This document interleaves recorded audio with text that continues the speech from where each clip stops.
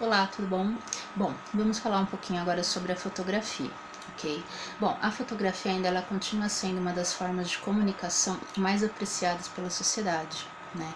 Seja como for, a fotografia ela passou por inúmeras mudanças e processos que aprimoraram essa prática desde o seu começo. E só que ainda o olhar do fotógrafo, né? Então, essa sensibilidade que o fotógrafo tem com relação à imagem, à composição, ao que ele vai, né, fotografar, enfim, ainda continua sendo um dos fatores mais importantes para que esse momento, né, para essa captura desse momento seja perfeito e seja eternizado, né, através dessa foto. Bom, a captura de imagens ela é feita através da exposição, né, dessa imagem a uma superfície fotossensível. Então, ela é feita através da exposição luminosa de uma imagem a uma superfície fotossensível. Né?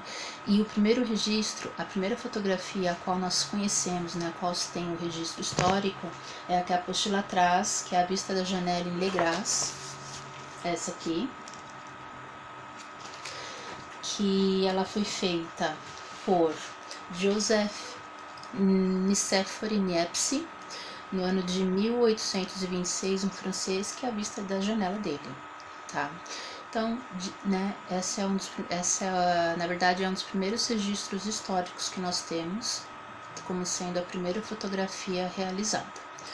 E, bom, ela acabou passando por diversos processos, né, enfim, estudos, né, os próprios pintores, eles já faziam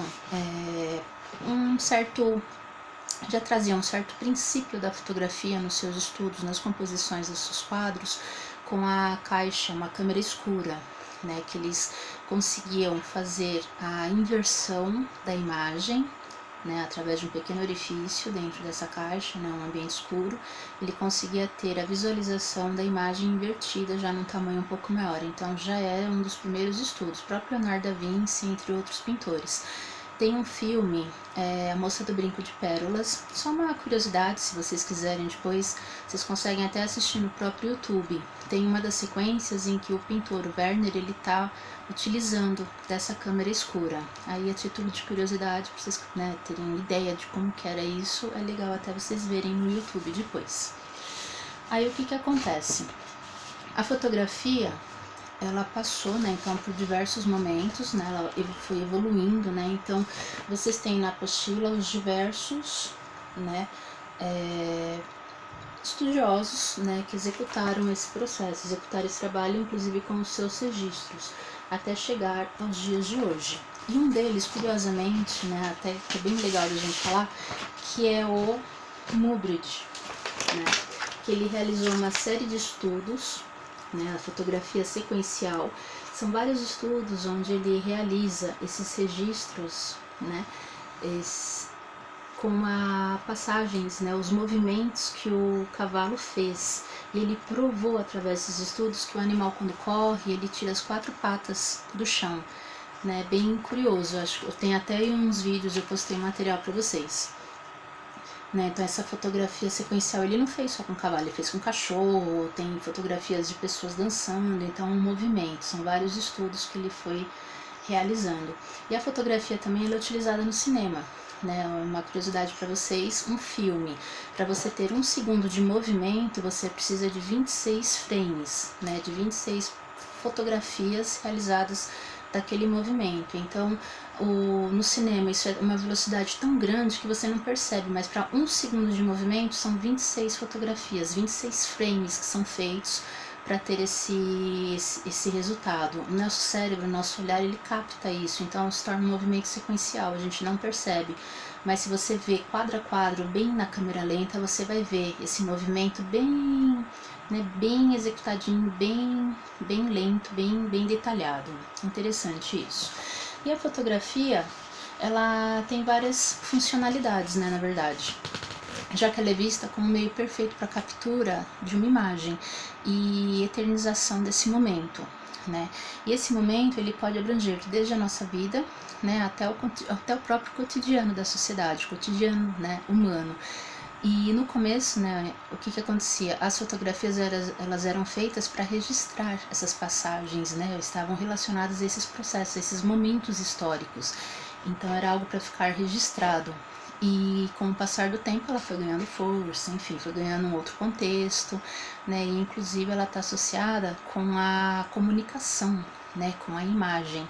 E acabou entrando até com o fotojornalismo, né? Essa é uma outra associação. E no fotojornalismo é bem legal porque você tem a liberdade para criar, a liberdade para contar a história, né? Através das reportagens e as matérias que são realizadas. Então a fotografia dentro do fotojornalismo ela tem muita força. Aí nós temos então a associação, né, da imagem, né?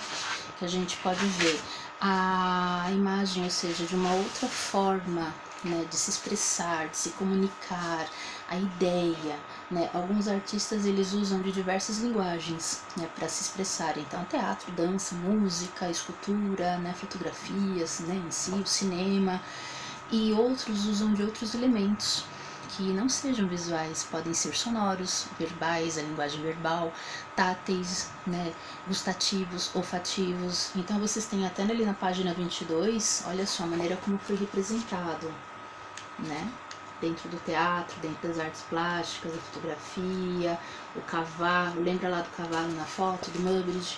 E o cavalo, olha só que interessante isso. Quando você fala a palavra cavalo, você já na sua mente, você já imagina o animal em si.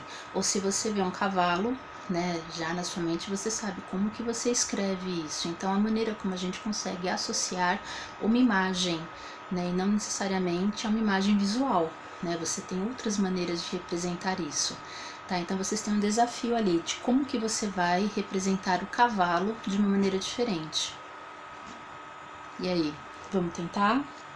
Então, um exercício ali da apostila para vocês fazerem. Como que vocês vão representar a palavra cavalo de uma maneira diferente, ok? Então, desafio.